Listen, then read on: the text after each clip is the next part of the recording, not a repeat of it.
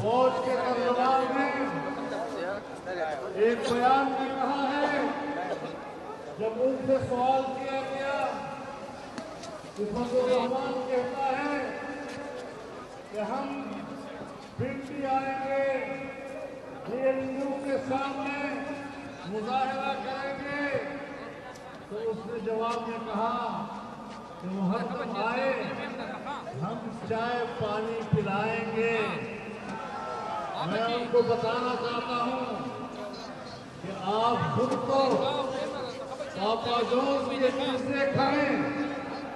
और हमें चाय पानी पे तरसाएं, ये ज्यादती है,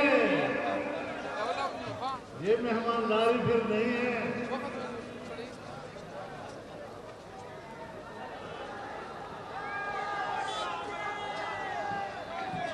दुईनंदा खबर खड़े हुआ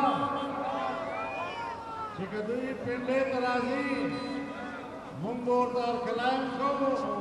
चाहे उपबहम लोटा पेशो मानवी को बच्चे और दो सबके और फुलामत पापा जो बिज़ेफ्रे जब निकलेगी